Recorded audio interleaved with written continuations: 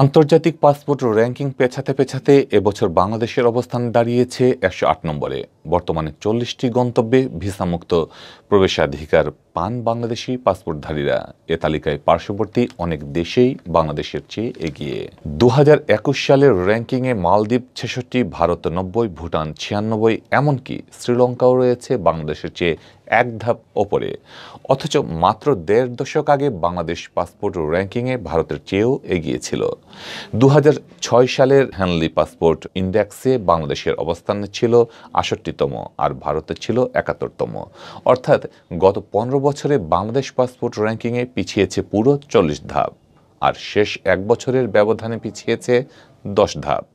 ২০২০ সালে এই তালিকায় ৯৮তম ছিল বাংলাদেশ।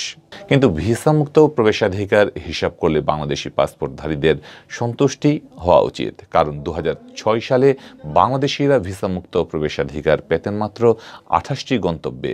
সেই তুলনায় এখন এমন স্থানের সংখ্যা ১ ডজন বেশি।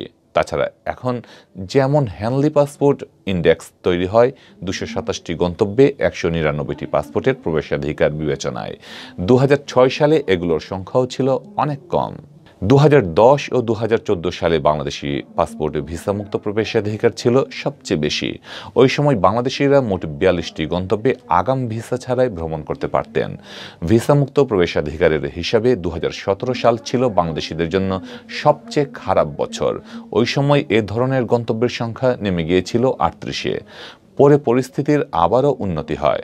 গত বছর এমন গন্তব্যের সংখ্যা ছিল ৪১, তবে এবছর একটি কমে তা ৪০-এ দাঁড়িয়েছে। বর্তমানে বাংলাদেশি পাসপোর্টধারীদের জন্য ভিসামুক্ত প্রবেশাধিকারের ৪০টি গন্তব্যের মধ্যে ১৯টিতে অন অ্যারাইভেল ভিসা পাওয়া যায়।